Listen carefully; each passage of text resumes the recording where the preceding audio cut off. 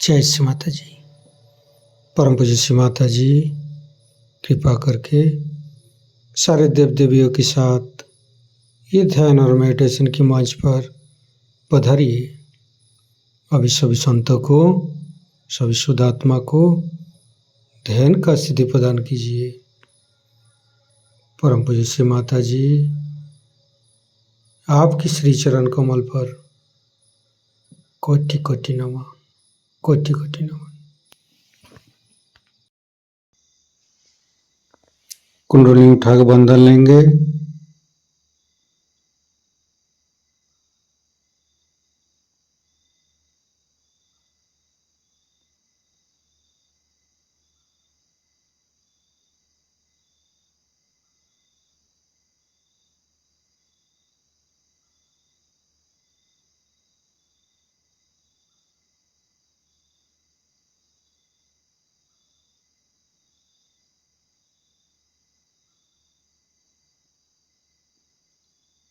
तीनों महामंत्र।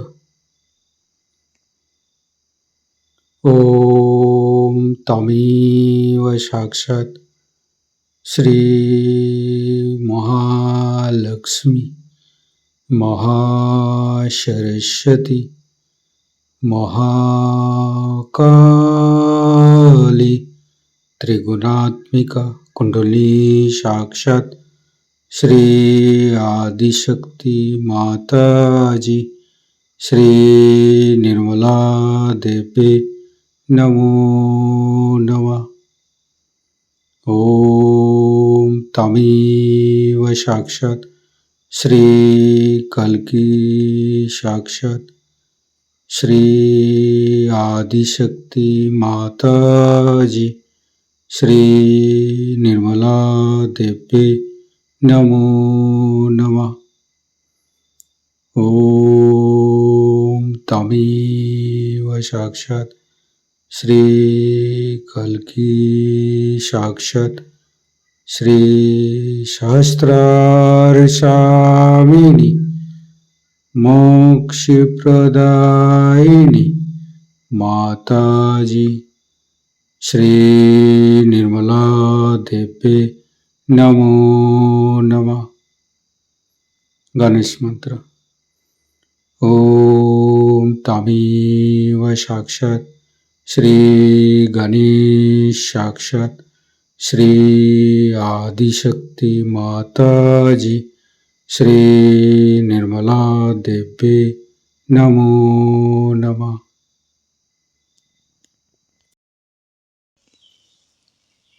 दोनों हाथ खुला हुआ परम पूज्य श्री माता जी को बिंदी को देखते रहेंगे। मन में अच्छे अच्छे चिंता, अच्छे अच्छे भाव लेके आएंगे। परम पूज्य श्री माता जी कृपा करके हमारे हृदय को सच कीजिए। सच हृदय कमलासन पर श्री चरण को स्थापित कीजिए। माँ परम पूज्य श्री माता जी के श्री चरण की शीतलता हम हृदय पर अनुभव करेंगे। परम पूज्य श्री माता जी हम अज्ञानी हैं, हमारी अज्ञानता के वश में यदि आपकी शान के खिलाफ कोई गलती हुआ हो, कृपा करके आप मुझे क्षमा कर दीजिए। माँ धीरे धीरे चित्त को तीनों मूलाधार पर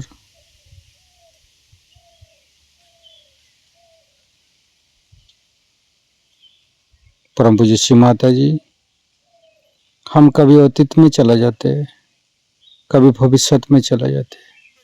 कृपा करके अतीत और भविष्य को भुला के हमें मध्य में स्थापित कीजिए। माँ हे आदिशक्ति माँ हमें वर्तमान में स्थापित कीजिए, हमें आध्यात्मिक उत्थान दीजिए।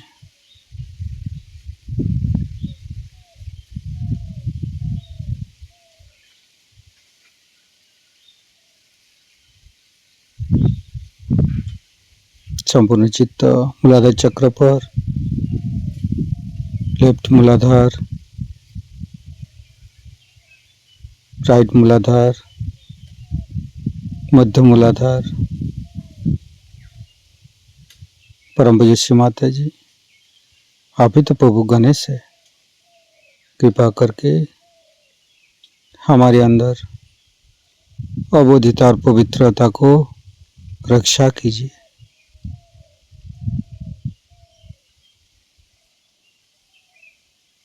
फिर तीनों स्वादिष्ठान को देखेंगे।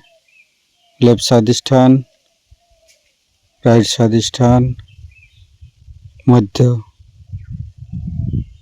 तीनों नाभि,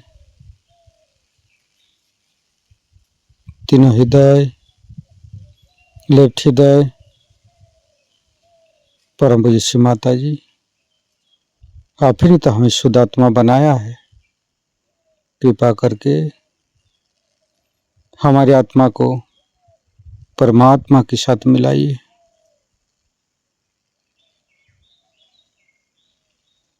लेफ्ट विशुद्धि। परम पूज्य श्री माता जी, शुद्ध आत्मा संपूर्ण निर्दोष है माँ। श्री माता जी, मैंने कोई भूल नहीं किया माँ। श्री माता जी, हम संपूर्ण निर्दोष है माँ। फिर धीरे धीरे चित्त को फ्रंट आज्ञा। परम पूज्य श्री माता जी, शुद्ध आत्मा संपूर्ण निर्दोष है माँ, क्षमाशील है माँ। कृपा करके यीशु ख्रिस्ट जी के रूप में हमारे आज्ञा चक्र पर आइए।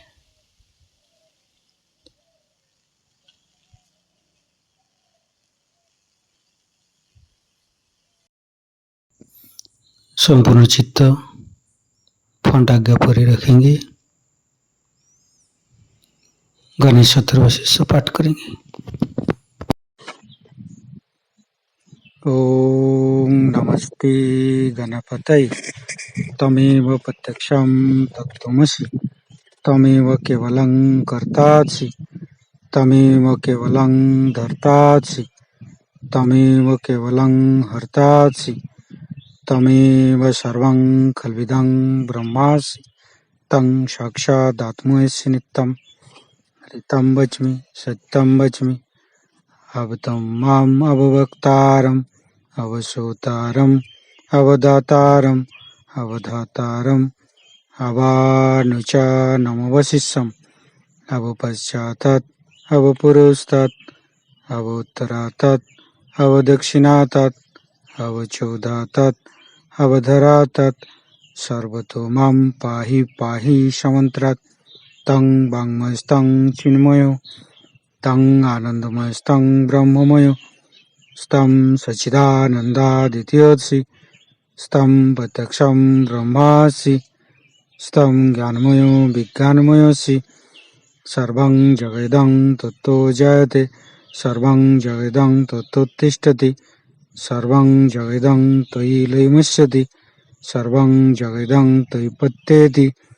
तं भूमिरापो नालो नीलो नमः, स्तं चत्वारि वाक्पदानि, स्तं गुणत्रयातीतो, स्तं देहत्रयातीतो, स्तं कालत्रयातीतो, स्तं मूलाधारस्थितोऽसि नित्यं, स्तं शक्तित्रयात्मकं, स्तं योगिनो ध्यायन्ति नित्यं, स्तं ब्रह्मास्तं विष्णुस्तं रुद्रस्तं इन्द्रस्तं अग्निस्तं वायुस्तं सूर्यस्तं चन्द्रमास्तं ब्रह्मभूर्भुवस्सुरं ज्ञानादिपूर्वमुच्चाय वर्णादि तदनन्तर अनुसारो परतरो अर्धेन्दु उल्लसितं तारेण ऋतं। एतत्तव मनुष्यरूपं गकारो पूर्वरूपम् अकारो मध्यम रूपम् अनुसारो शान्तिरूपम् बिन्दु उत्तररूपम् नादं संधानं संगीता सन्धि शैषा गणेशविद्या गणकऋषि निश्चित गायत्री छंद गणपतिर्देवता। ओम गं गणपतये नमः। एकदंताय विद्महे वक्रतुंडाय धीमहि तन्नो दन्ति प्रचोदयात्। एकदन्तं चतुर्हस्तं पाशमङ्कुशधारिणं रदं च वरदं हस्ते बिभ्राणं मूषकध्वजं रक्तं लम्बोदरं शूर्पकर्णकं रक्तवाससं रक्तगन्धानुलिप्ताङ्गं रक्तपुष्पे सुपूजितं भक्तानुकम्पिनं देवं जगत्तारणमच्युतम् आविर्भूतं च सृष्ट्यादौ प्रकृते पुरुषोत्तरम् एवं धारन्त्यो नित्यं स योगी योगिनो वर।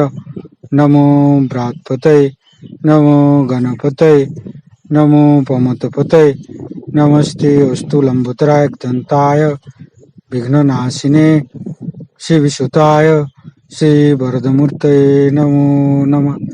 साक्षात् श्री आदिशक्ति माता जी श्री निर्मला देवी नमो नमः।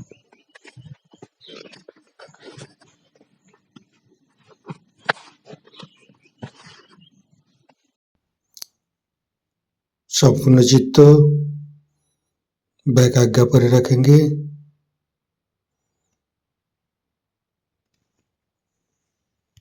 परम पूज्य श्री माता जी, मैंने सबको क्षमा किया, कृपा करके आप भी मुझे क्षमा कर दीजिए। महागणेश के मंत्र लेंगे। ओम तमेव साक्षात श्री महागणेश साक्षात श्री आदिशक्ति माता जी श्री निर्मला देवी नमो नमः। ऋतंभरी प्रज्ञा के मंत्र लेंगे। ओम तमेव साक्षात श्री ऋतंभरी प्रज्ञा साक्षात श्री आदिशक्ति माता जी श्री निर्मला देवी नमो नमः। धीरे धीरे चित्त को शास्त्रार पर परम पूज्य श्री माता जी हमारे अंदर अहंकार प्रति अहंकार को दूर करके शास्त्रार पर आइए। शास्त्रार को खोल दीजिए माँ। परम पूज्य श्री माता जी हमारी शास्त्रार पर विराजमान हुई। संपूर्ण ध्यान का स्थिति, निर्विचारिता का स्थिति, दोनों हाथों पर शास्त्रार पे परम चैतन्य का अनुभव करते हुए निर्विचारिता का मंत्र लेंगे। ओम तमेव साक्षात श्री निर्विचारिता साक्षात श्री आदिशक्ति माता जी श्री निर्मला देवी नमो नमः।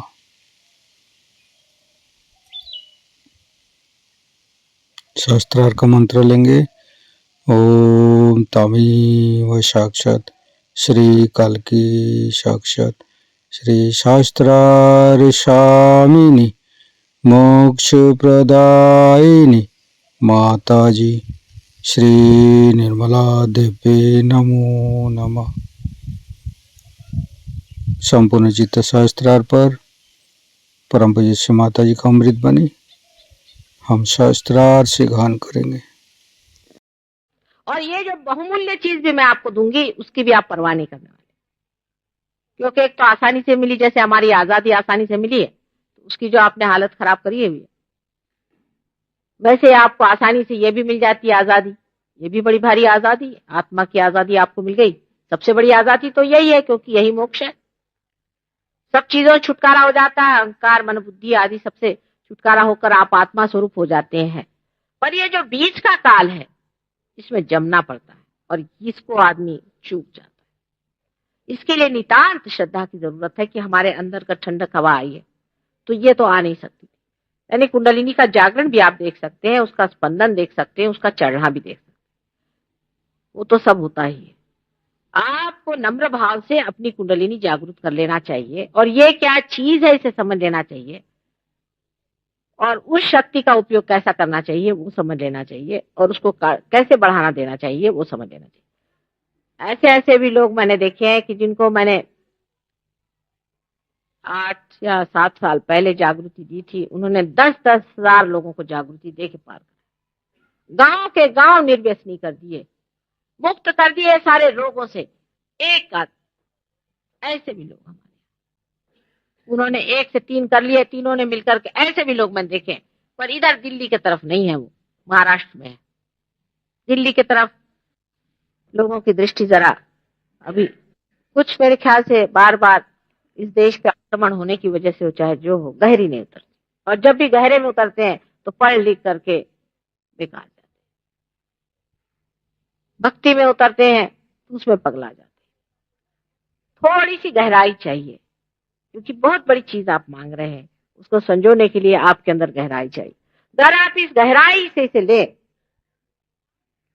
तो थोड़ी देर में आपका जो पूर्व पुण्य का सुकृत है उसे आप छूटते हैं, पर उसमें समय लगता है। पहले आप जागरूक हो जाते हैं, समझ लीजिए कि ये माँ की कृपा। अब आप भी अपने ऊपर कृपा कीजिए, मैं कहती हूँ थोड़ी अपने ऊपर कृपा करके अपनी बुद्धि और अपना पागलपन एक तरफ रख के इसमें गहराई में उतरिए। आप वाकई में पुण्यवान हैं, नहीं तो आप इस देश में पैदा ही नहीं होते। पहली चीज, आप चाहे कुछ भी कर रहे हैं, ये जान लीजिए अगर आप भारतीय हैं तो बहुत पुण्यवान है और समझदार है।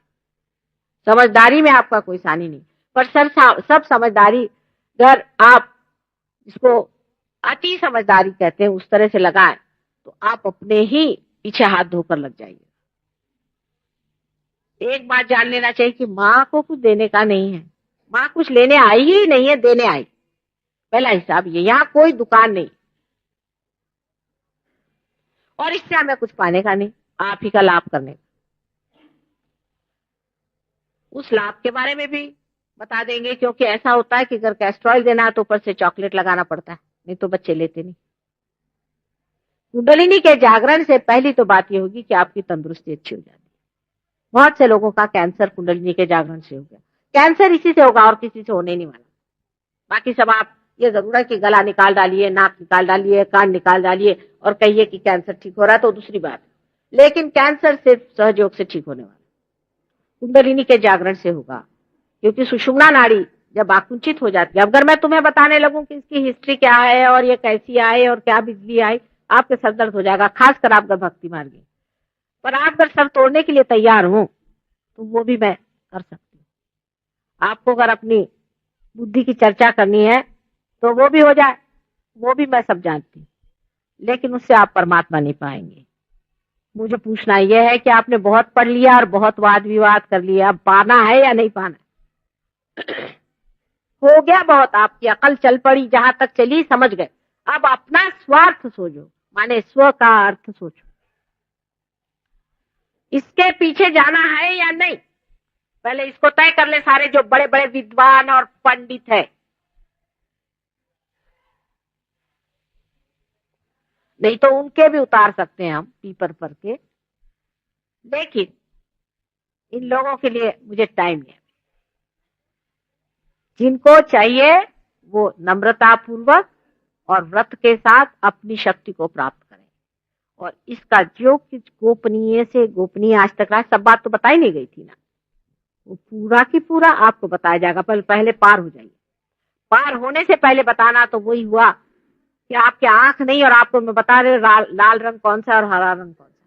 पहले आंख आप ले लीजिए, आप देखने लगिए, तब मैं आपको सब बता दूंगी कि ये कौन सा रंग है और ये कौन सा रंग है। श्रद्धा पूर्वक इसे पाए। श्रद्धा का अंधश्रद्धा से मतलब नहीं है, पर आप उसे बहुत बड़ी चीज मांगने आए, और अगर आप मेरे विरोध में ही बैठे हुए हैं तो आपको पता होना चाहिए कि देवता भी तो सोचते हैं इस बात को, उनको सब कुछ आपके बारे में मालूम है, वो आप पार नहीं हो सकते।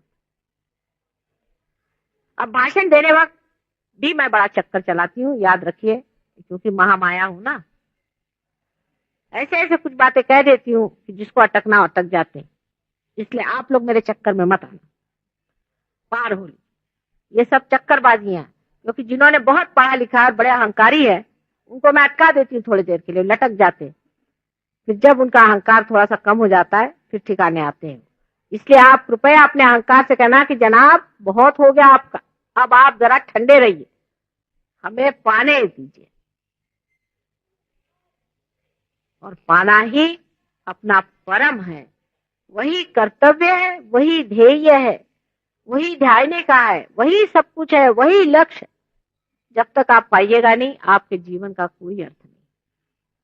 आज आखिरी दिन है, तो आपको कोई सवाल पूछना तो पूछे, पर मैं बहुत चालाक हूँ, बहुत होशियार हूँ, इसलिए संभल।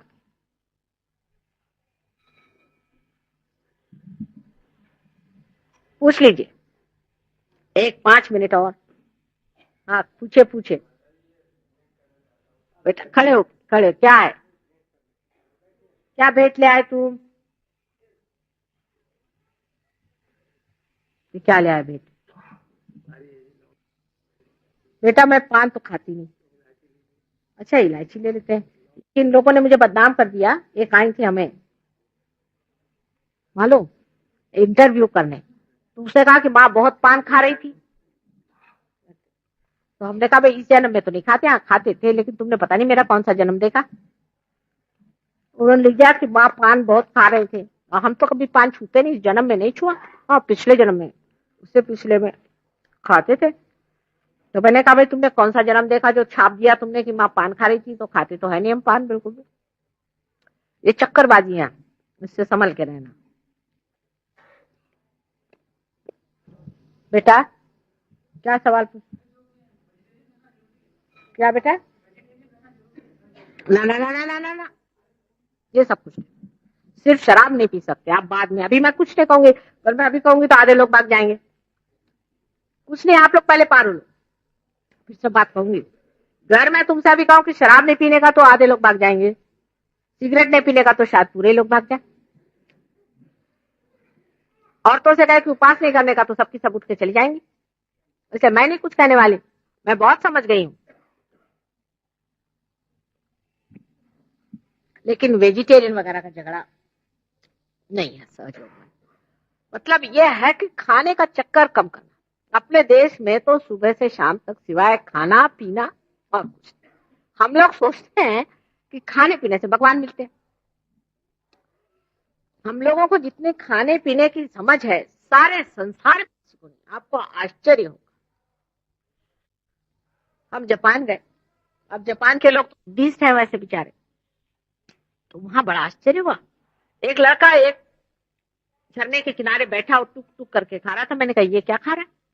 नहीं कर ले, वो वहां पे छोटी छोटी वो मिलती है मछलियां, उनको पकड़ लेता है, तोड़ के खा जाता है।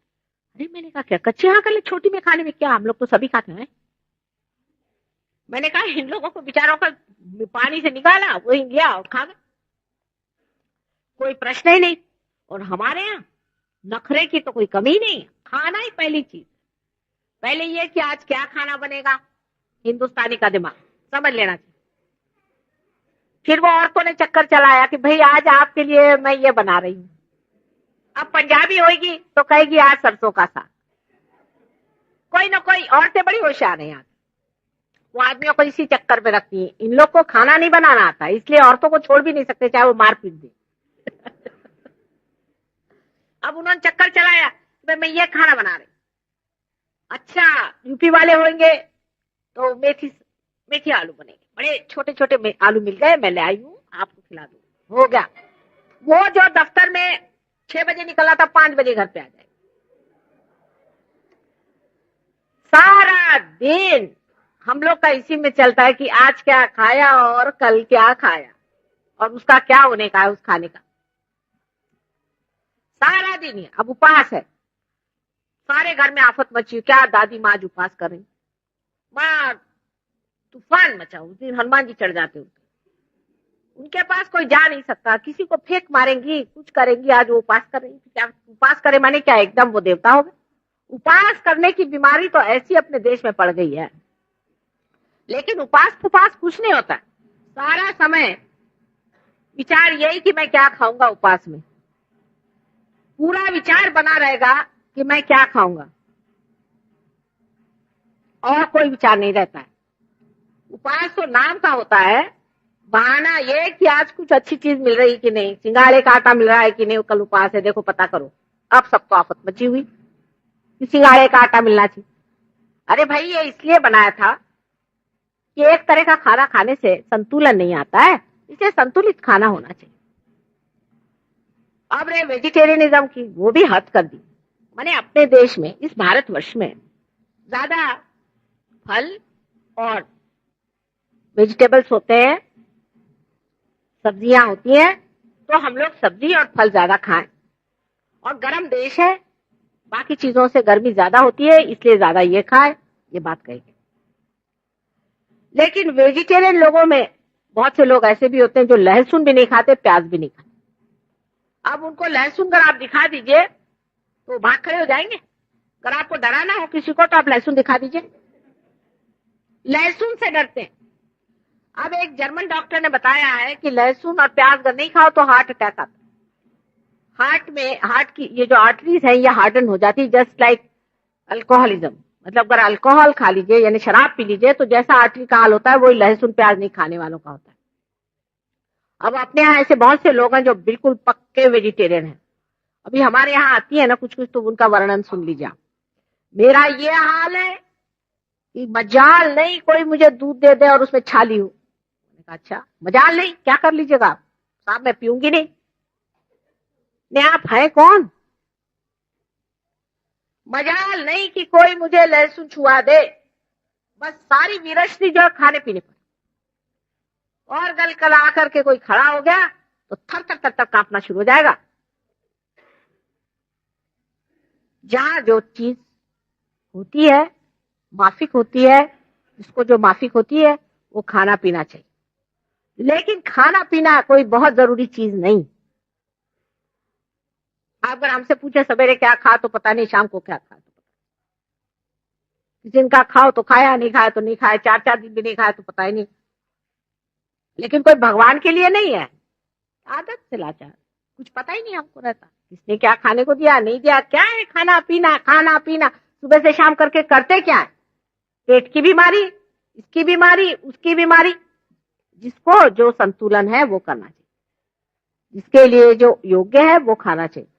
अब मैंने अगर कहा कि ऐसा कोई स्ट्रिक्टनेस नहीं है तो लगे फिर गोश्त वाले का लगे फिर सब गोश्त खाओ, नहीं नहीं नहीं नहीं। माने अगर जरूरत हो तो ये भी खाना चाहिए, जरूरत हो तो वो भी खाना चाहिए। इसके मामले में सूझबूझ चाहिए। इसका मतलब तो ये हुआ कि अपने देश के कुछ थोड़े लोग छोड़ करके बाकी सब क्या नर्क में जाने वाले? नर्क में इतनी जगह भी नहीं है। मैं तो स्वर्ग में जाने की बात कर रही हूँ। ऐसे भी देश संसार में है जहां एक पत्ती भी नहीं उगती। क्या भगवान किसी के साथ ऐसी जाति करेंगे? इतने ठंडे देश हैं। ग्रीनलैंड की एक लेडी मुझे मिली थी, उसने कहा कि हम वेजिटेरियन कैसे होंगे, हमने तो कभी जन्म में एक पत्ती नहीं देखी हमारे देश में। ठीक है, परमात्मा ने जैसा उनको बनाया उनको वहां खाना ही पड़ेगा। अगर वो नहीं खाएंगे तो उनके अंदर गर्मी नहीं रहेगी, वो जी नहीं सकेंगे। लेकिन शराब पीने की किसी को जरूरत नहीं। शराब चेतना के विरोध में पड़ती है। हमारे यहाँ भी आप जानते हैं बहुत से लोग हैं, अब जैसे जैनी लोग हैं, वो श्री कृष्ण से नाराज। क्या लगे कि वो संहार करते थे। जो संहार करता है वो हिंसा करता है। तो मैंने कहा क्या वो जितने भी दैत्य और राक्षस थे उनके खोपड़ी पे बिठाएंगे? क्या उनका संहार नहीं करना होगा?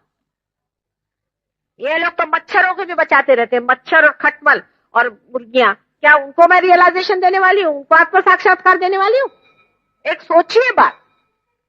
बेकार की चीज में इस तरह से पड़े रहते हैं। हमारे यहाँ के जो बड़े बड़े धनी लोग हैं, इनको की आप कहिए मारवाड़ी लोग, उनके विरोध में मैं नहीं हूं, लेकिन उनमें दया माया मैंने देखी नहीं।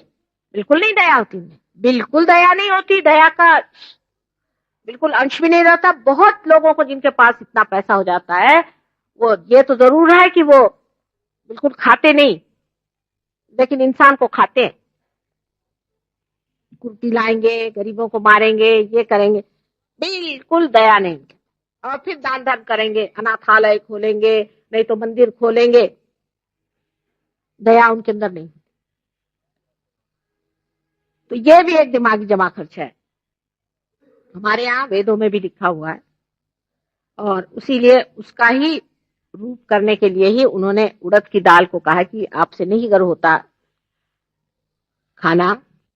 इसको अगर आप पढ़ें तो उसमें साफ साफ लिखा हुआ है कि गोश्त खाना कहीं निषिद्ध कहीं है नहीं। पता नहीं कहां से लोगों ने समझा। लेकिन बाद में ये जरूर कहा गया कि आप उड़द की दाल खाइए, क्योंकि उड़द में प्रोटीन होता है। प्रोटीन तो जाना ही चाहिए हमारे शरीर में। लेकिन इसका ये मतलब नहीं कि आप दूसरी ही चीज खाते रहिए। खाना महत्वपूर्ण चीज नहीं है। समझना यह है कि किसी के खाने पीने से आप आदमी कोई खराब अच्छा नहीं होता है। खा लेकिन जो आदमी चाहे वेजिटेरियन हो चाहे नॉन वेजिटेरियन, उसको अगर खाने में चित्त है और हर बार उसकी जीभ उसके स्वाद ही के पीछे में लगी है, उसमें अस्वाद नहीं है, तो वो ठीक नहीं। अपना जो चित्त है उसको बचा लेना चाहिए। जैसे कि मैं कहानी एक बताती हूँ और आपसे फिर से बताऊंगी राजा जनक की, कि राजा जनक से नारद ने पूछा कि तुम्हें विदेही क्यों कहते हैं, तुम तो राजा हो और सब खाते पीते हो, तो शराब तो पीते नहीं थे वो, लेकिन उनके यहाँ नृत्य वगैरह सब होता था और प्रोसेशन में भी जाते हो, सब कुछ करते हो और जैसे राजा रहते हैं वैसे अलंकार आदि सब पहनते हो, तो तुम्हें विदेही लोग क्यों कहते हैं? तो उन्होंने कहा अच्छा मैं शाम को तुमको बताऊंगा, दिन में तो तुम मेरे साथ रहना। ले एक कटोरा उनको पकड़वा दिया और उसमें दूध भर दिया, कहले इस दूध में से एक बूंद भी नहीं छलकना चाहिए, उसको आप देखते रहिए। उसके बाद पूरे दिन भर वो उनके साथ घूमते रहे परेशान, वो कटोरा ले लेके। जब वो पहुंचे तो उन्होंने कहा बताइए साहब, अब तो शाम बीत गई, मैं तो तंग आ गया, मुझे बताइए। तब उन्होंने पूछा ये बताइए नारद जी कि आपने क्या देखा दिन? कहले मैं क्या देखता था, मैं तो यही देखता रहा कि एक बूंद न गिर जाए दूध, मैं तो कुछ नहीं देखता हूं। वही बात है, चित्त जब अंदर हो जाता है तो मनुष्य किसी चीज को नहीं देखता, चित्त निर्लेप हो जाता है। जब आप जागरूक हो जाते हैं, चित्त निर्लेप, किसी चीज से चिपकता नहीं कि यही होना चाहिए या यही करना चाहिए, इसका कोई पाबंदी नहीं। लेकिन मनुष्य धार्मिक हो जाता है, माने धर्म उसके अंदर जागरूक हो जाता है, माने उसको दिमाग में विचार ही नहीं आता है कि कोई चोरी करे, विचार ही नहीं आता, करे कैसे चोरी? जिसे कहते हैं कि प्रलोभन, टेम्पटेशन, वो टेम्पटेशन ही नहीं आता है, तो कैसे किया जाए ये बताइए। जब टेम्पटेशन ही नहीं किसी आदमी को तो वो कैसे करे? ऐसा हाल होता है, पता नहीं चलता कैसे करें। वही कहे चोरी करो तो भाई करे कैसे? जब उसका प्रलोभन ही नहीं जमता है तो कोई आदमी चोरी नहीं कर सकता। इसी तरह से धर्म जागरूक हो जाता है। तो खाने पीने के चक्कर से आप बचिए, जो खाना खाइए, आप जो खा रहे हैं वही ठीक है, पर ज्यादा मत खाइए, जरूरत से ज्यादा, और कम भी नहीं खाइए, जरूरत से कम भी नहीं खाइए। अगर आपको उपास करना है तो कभी उपास भी कर ले, लंघन भी कर ले, पर भगवान के नाम पे मत करिए। सहयोग में जो कुछ भी हम कह रहे हैं वो इतना सच्चा है कि अगर आप इससे अतिक्रमण करते हैं तो आपके वाइब्रेशंस चले जाएंगे। हमने कोई भी बात आपसे झूठ नहीं कही, कोई भी बात गलत नहीं करी, इसलिए आप अगर समझे कि ये बात उचित है और इस तरह से करना चाहिए तो आप उसको करके देखिए और छोड़ के भी देखिए। जैसे हमने किसी से कहा नहीं कि आप शराब मत पीजिए, अभी तक तो कहा नहीं है, लेकिन इसके बाद लोग पीते ही नहीं, मजा आने लगता है, अपना आप भूल ही जाते शराब पीना। एक साहब ऐसे डॉक्टर साहब थे लंदन में, उनकी ऐसी शराब छूट गई, तो उसके बाद वो गए हमें जर्मनी। उन्होंने सोचा कि चलो भाई, यहाँ की एक मुझे बहुत पसंद है, वो पी ले, कोई हर्ज नहीं, माने तो कुछ मना नहीं किया था, छूट तो गया अपने आप। देखे जो वो पीने गए तो उनको ऐसी बदबू आई उसके अंदर से, कहने लगे कि जैसे कॉर्क होता है ना, बुछ होता है, वैसी बदबू आने लगी। थोड़ी सी किसी मुश्किल से कोशिश करके पिया भी दवा की तरह से, तो सब भड़क से उलट आया और हालत खराब गई, सारी रात सो नहीं पाए, पेट में दर्द। का क्या गंदी बला, कहले मेरे मुंह से ऐसी बात आ रही थी जैसे मोलासिस की गंदी बात आती है ना, उस तरह। उस दिन से ये दिन हुआ उनका, मेरे से नहीं होता। आपको पता होना चाहिए कि प्रदेश में हमारे हजारों शिष्य हैं, इनके सारे ड्रग्स, शराब सब एकदम छूट। मैंने किसी से कुछ नहीं कहा, मैंने कभी नहीं कहा कि तुम छोड़ो, वो अपने आप ही छूट जाता। जब तुमको अमृत मिल जाएगा तब तुम ये गंदी चीजें क्यों लोगे भाई? मेरा तो हिसाब ये है कि पहले आओ तुम अमृत ले लो, आओ तुम्हारी आंखें खोल देते हैं, फिर तुम ही कहोगे कि ये सांप है, फिर क्या आप सांप के मुंह में उंगली डालिएगा? तो खाने पीने से ये सब बातें बेकार है और इस तरफ ध्यान न दे, अपने आप ही आप इसका संतुलन जान ले। जैसे कि डॉक्टरों का है कि आप चीनी मत खाइए, चाहे कोई भी आदमी होगा चीनी मत खाओ, गलत बात है। कुछ कुछ लोगों को तो चीनी खाना बहुत जरूरी होता है। जो लोग बहुत ज्यादा सोचते हैं उनको चीनी खाना जरूरी है, क्योंकि उनका लिवर खराब जाता है और लिवर चीनी से ही चलता है। और कुछ कुछ लोगों को बिल्कुल चीनी खाना ठीक नहीं। जब ये कैसा इसका संतुलन है, इसका बड़ा शास्त्र है, वो सब सीख लेना चाहिए। उसी तरह मंत्र का भी शास्त्र है, उसे भी सीख लेना चाहिए। ये सब चीजों का शास्त्र बहुत आसानी से आप सीख सकते हैं, उसके लिए एक पैसा देने की जरूरत नहीं। और सबका मार्गदर्शन जो है वो आपके चैतन्य लहरिया से होगा। आप उसी से समझ सकते हैं। लेकिन सबसे आखिरी बात मैं बता दूं कि एक सामूहिक चेतना अकेले अकेले घर में करने से ये छूट जाएगी। अगर आप अपने घर में मेरा फोटो ले जाएं और करें और फिर अगले साल में आऊंगी तो आप जानिएगा कि आपके वाइब्रेशन छूट गए। हमारे यहाँ कुछ तो सेंटर्स बने हैं, कुछ नहीं बने हुए। जो हमारा मुख्य सेंटर यहाँ बना हुआ है उसके बारे में इस किताब में लिखा हुआ है, उसका पता लिखा हुआ है। आप पता कर लीजिए और मिश्रा जी बाहर बैठे हैं, उनसे पूछ लीजिए क्या करने का है और इस पे ध्यान लगाएं।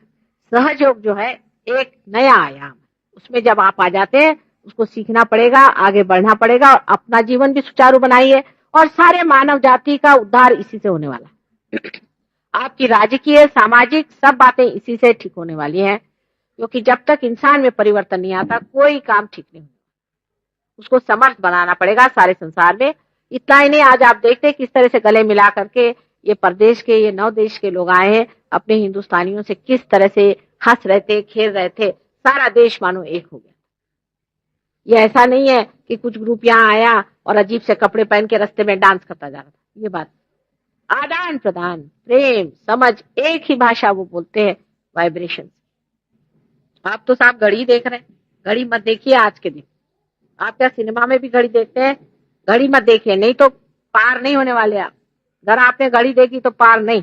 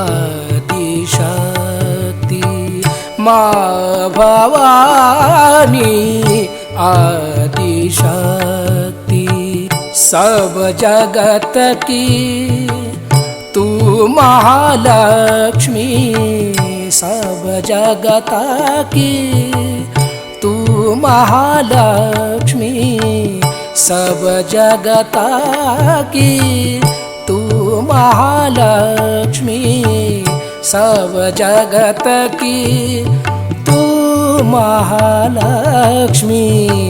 माँ भवानी आदिशक्ति, माँ भवानी आदिशक्ति।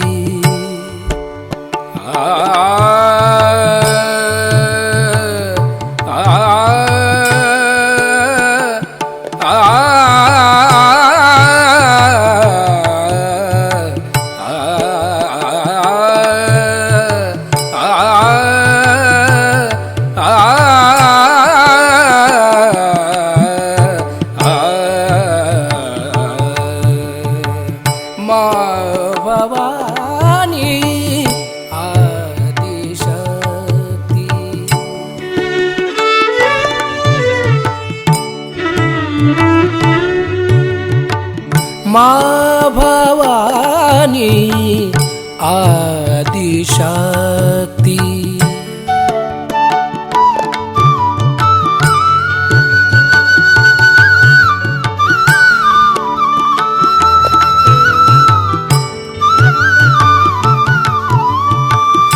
क्षमा का सागर हमें बनाओ, क्षमा का सागर हमें बनाओ।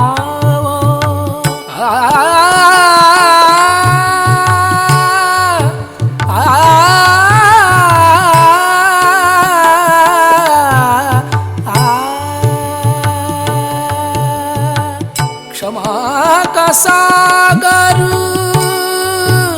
क्षमा का सागर हमें बनाओ। यही आज्ञा आशीष दिलाओ, यही आज्ञा आशीष दिलाओ।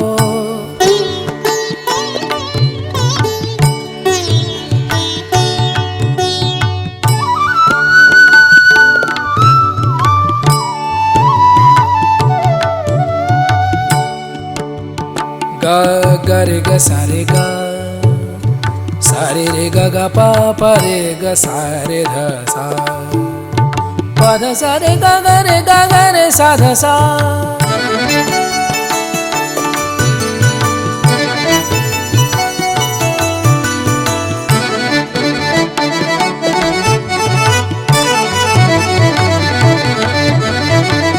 माँ भवानी आदि शक्ति,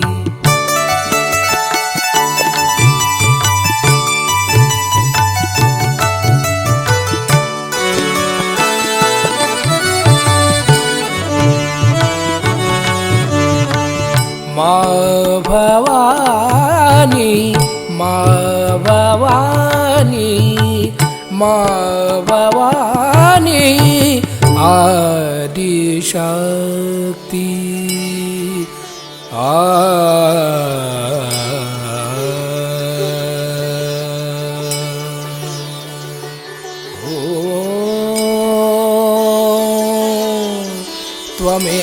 त्वमेव साक्षात् श्री जीसस मेरी माता, साक्षात श्री आदि शक्ति माता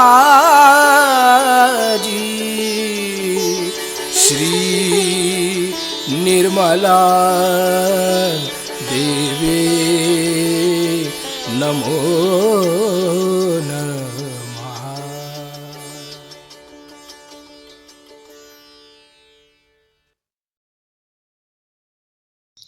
इसी ध्यान का स्थिति में परम चैतन्य अनुभव करते रहेंगे,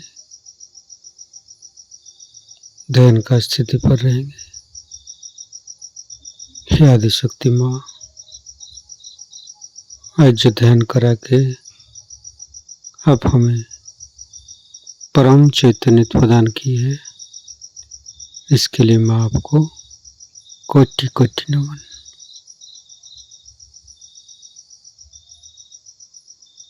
कुंडली उठा के बंधन लेंगे।